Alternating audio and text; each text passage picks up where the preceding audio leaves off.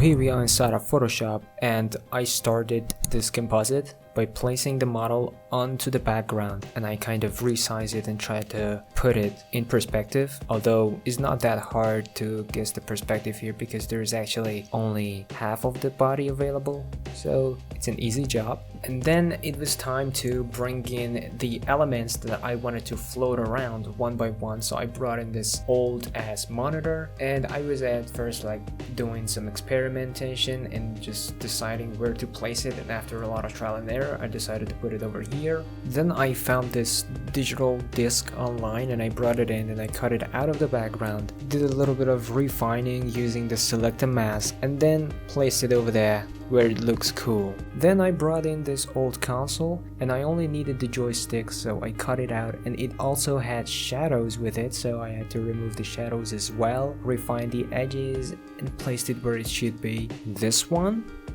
Perfect.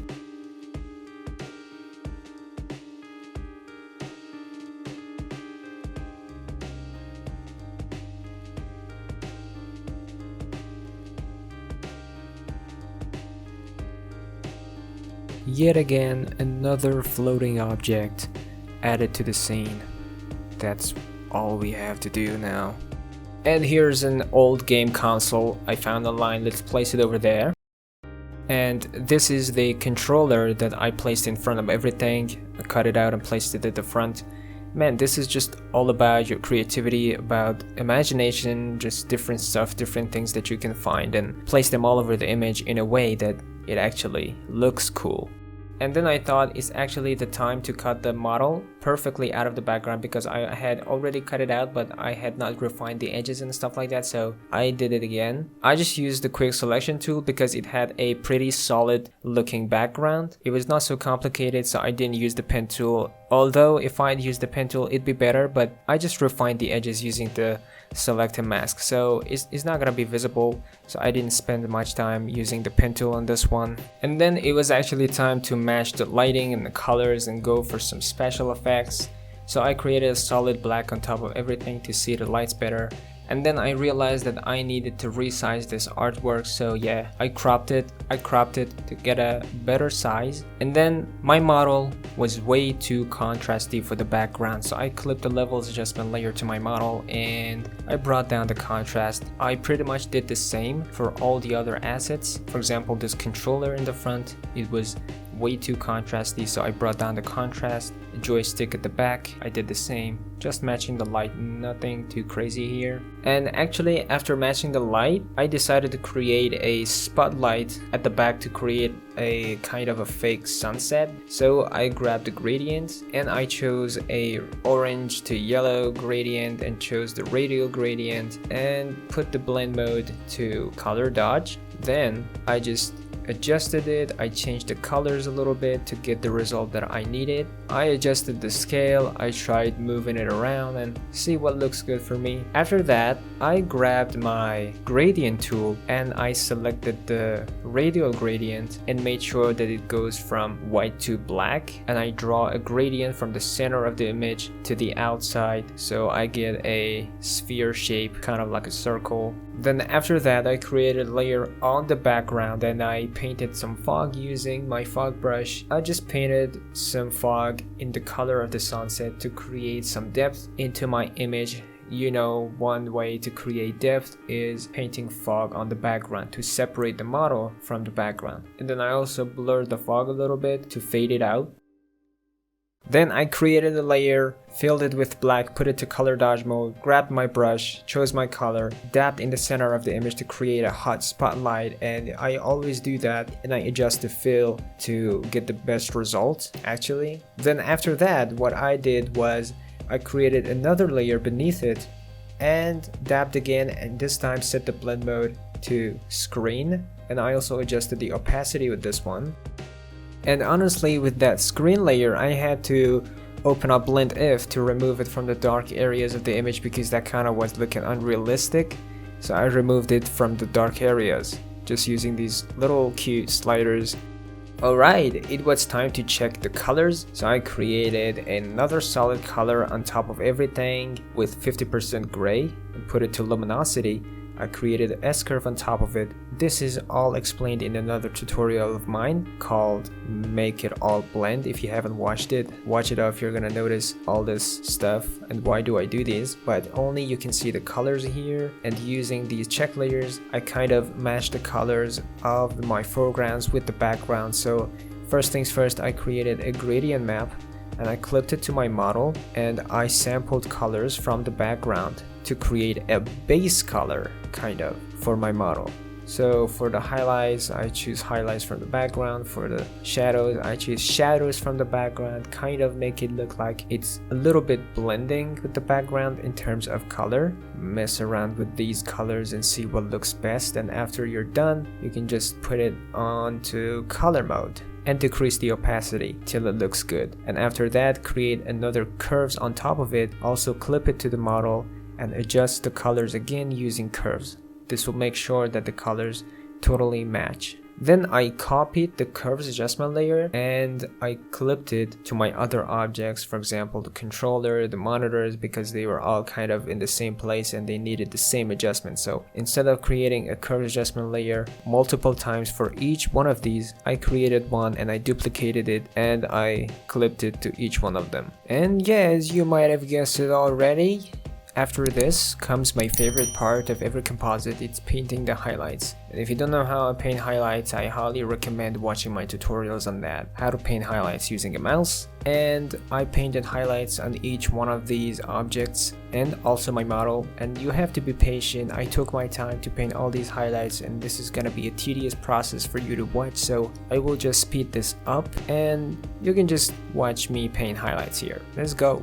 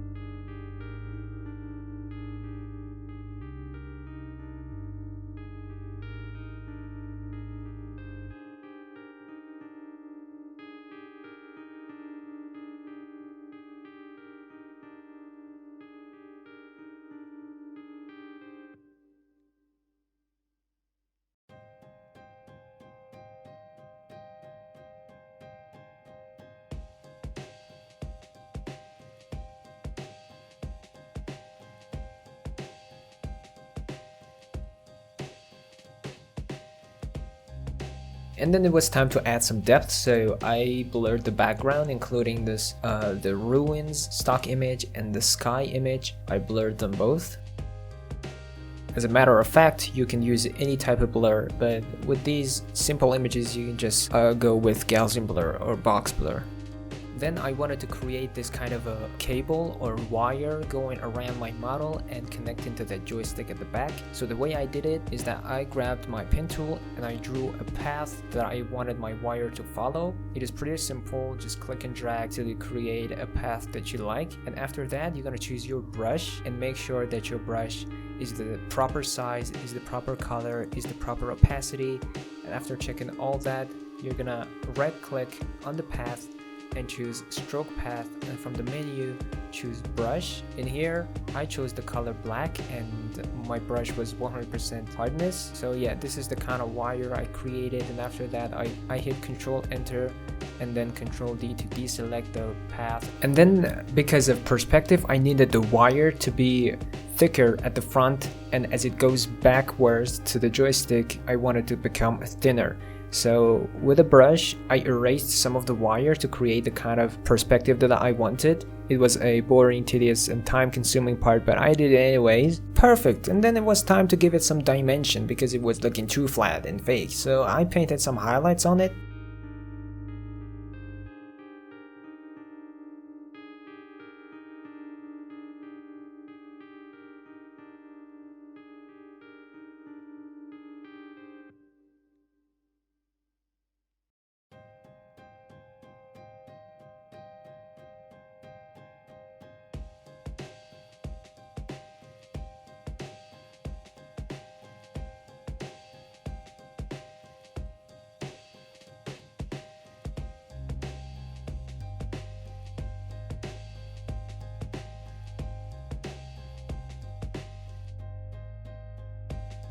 And yeah, I had 2 more wires at the back that I forgot to match up with the background. There you go.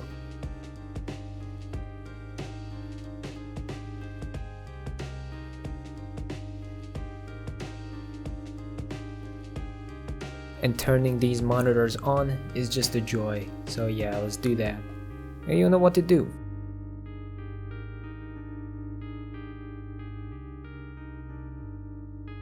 You know, the busier a composite is, the more I like it. So yeah, let's add some more elements.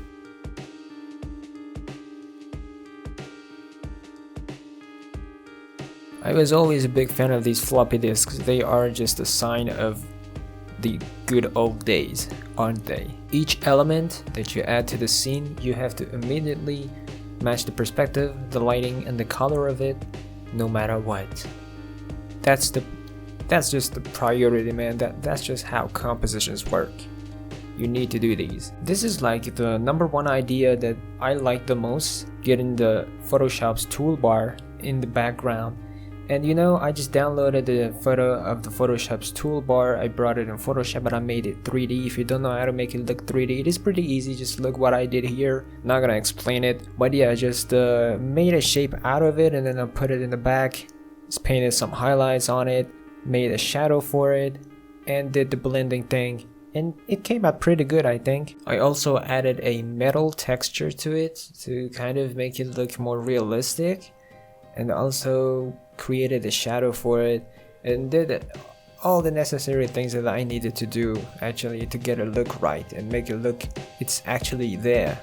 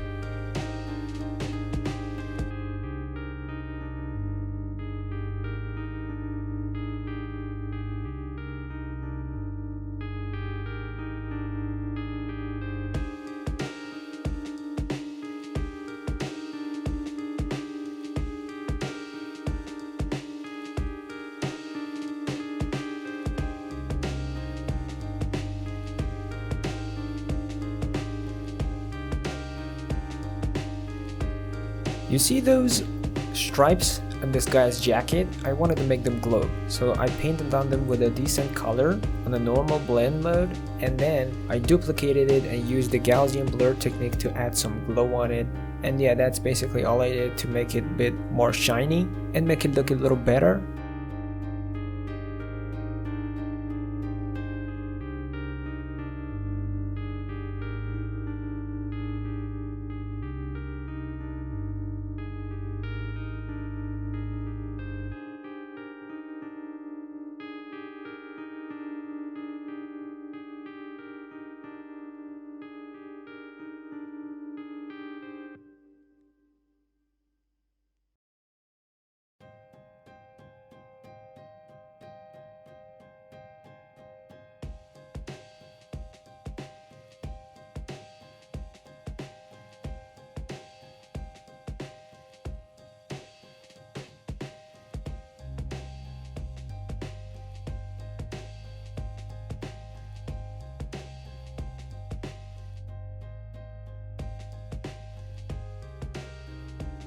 Then it was time to paint some fog here and there in the background and the foreground to create more dimension and depth. You know, I love painting fog. Many great artists do as well. It is just an awesome way to give your composites kind of a dimensional look. Try it out, always use this. That's just so awesome.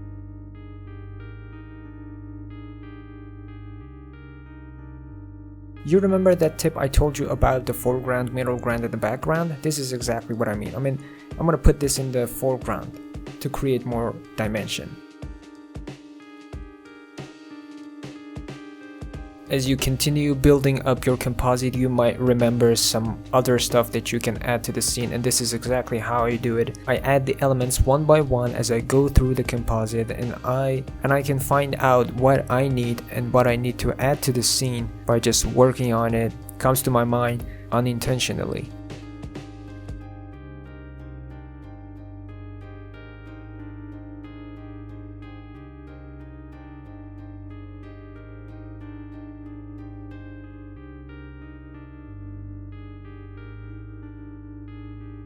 And then it was like time to do the final touch. It was time for color grading, and then I had to do a little bit of dodge and burn to make the image pop. And if you want to know how I dodge and burn my photos, please let me know in the comments so I can make a full tutorial on that one as well. Your opinions are highly appreciated.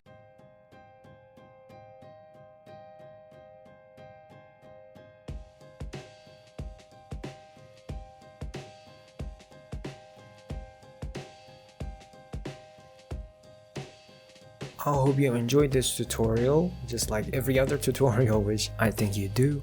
And now I'm gonna leave you alone with the final step of this composite, which is the color grading. Enjoy, and I hope to see you in my next episode. Hopefully.